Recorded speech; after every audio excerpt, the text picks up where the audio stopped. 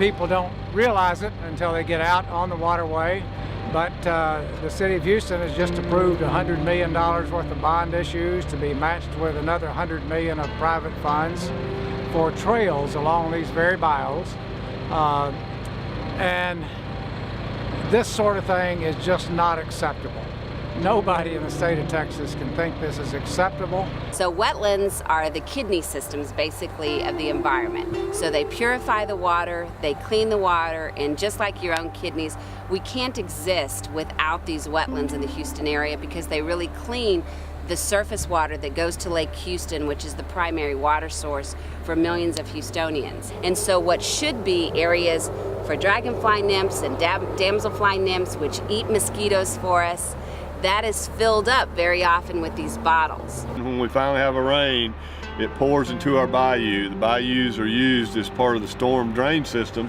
And so as you can see, we have a tremendous problem with all the plastic bottles and cans and glass bottles coming in the bayou. This is a major effort, and we're only working on one stream. The City of Houston has 7 bios feeding the Gulf of Mexico.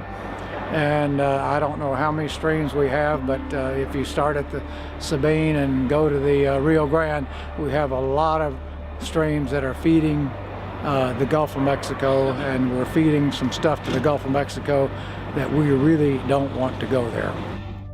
This plant has probably been shut down now, for at least 2.5 years. And the main reason it's shut down is because in the state of Texas, good bales of bottles are not available and not available in quantity.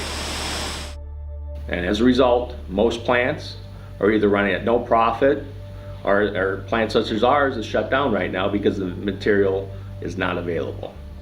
There's a shortage of supply of glass in Texas, and so as a result, we ship material from California, from Michigan, from several other places into Texas to satisfy the demand. My wife and I started a recycling company based on the fact that there wasn't enough recycling offered in Texas. Our company is still not a very profitable company, and we've shifted directions many times.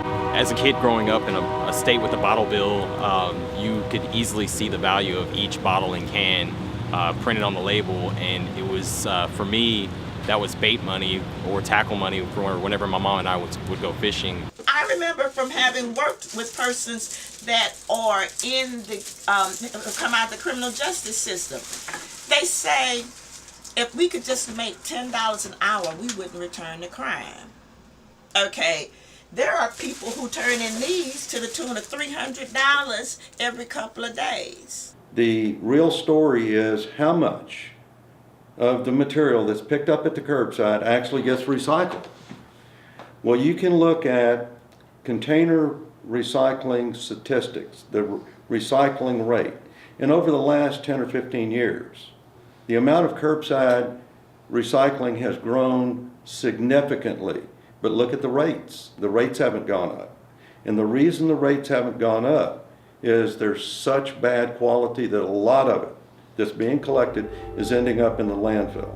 So what we really need is for the people of Texas to say, I'm mad as heck, I'm not going to take this anymore, and write their state legislator. If you simply would write your legislator and say, hey, this is really important. We have some wonderful natural assets in the state of Texas that are being totally contaminated by plastic, aluminum, and glass pollution.